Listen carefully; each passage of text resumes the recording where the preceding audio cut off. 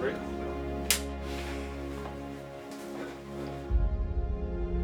My dad was very much into Star Wars. VHS was just coming out, and watching those videos over and over is like one of my first and nicest memories. Walking around the Millennium Falcon, I didn't have to do any research. I didn't have to read about it. That knowledge is in my head already.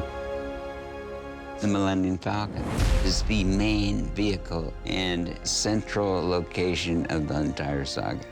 It's another character in the movie.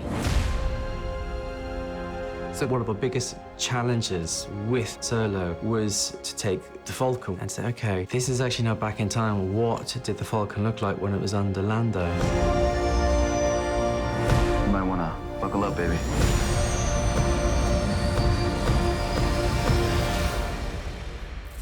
The Falcon in this film is brand new, which is, really cool to see. To redesign the most iconic looking ship in the galaxy. How far do we go with it? Do we add fins on it? Do we add bigger thrusters on the back? Just a little bit of tongue-in-cheek. Maybe it's a Smokey and the Bandit. Maybe it's got flames on it. Color palette, we went through yellow, red, and eventually wound up on this blue that had almost like an automotive paint quality to it. We put some bigger fins on the back, almost like a spoiler, just to add a little bit of hot rodness. The script describes it as a sports car in a junkyard. There she is, my pride and joy, the Millennium Falcon.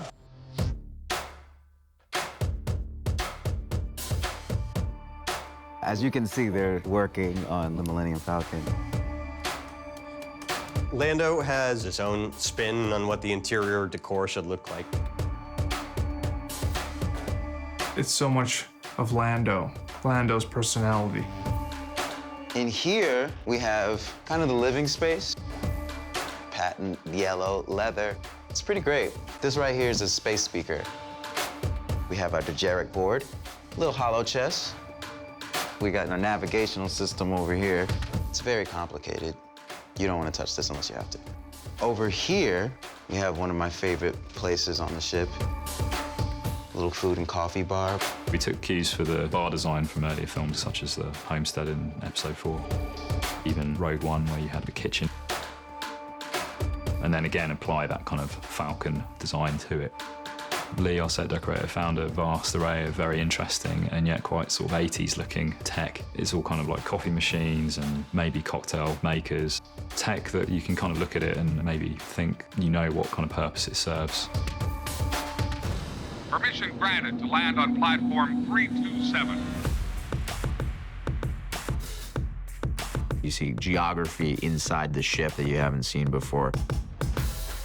Such as Lando's quarters. We took ideas from other areas that we've seen before in the Falcon, such as the bed that's over the chess table, and the kind of medical bay that we see in Episode 7, which again was sort of new for that film. In between takes, I tend to hang out and I'll just sleep in there, just hang out. Lando puts his shoes in here. All your weights in space have to be square because otherwise they roll all over the place. Think about it. I want to listen to tunes privately. The silver headphones are a nod to the silver headphones that you see in Episode 4. We thought maybe it'd be fun to just suggest that those headphones have been kicking around for a while. But I think the best part of the entire ship might be the closet with all my capes. We get into the mechanics of the Falcon with a small portion of the engine room, which is a new addition for this film, but is perhaps only even a hint of the kind of inner workings of the ship. If I was flying through space, this is definitely the way I'd want to do it. It's a great party ship.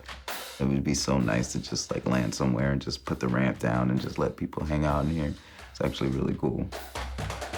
This is the original, well, not the original Falcon, but it was the Falcon set that we built on Episode 7. If we were to take down certain bits of this set, the older pieces of the set are still there. Beneath this facade is still the Falcon they know and love. Hey, Ryan. How you doing? How are you? You look around and you say to yourself, here I am on the Millennium Falcon. This is Star Wars. There you go. Okay, thank you. I just gotta get one of those. You can't help but pinch yourself.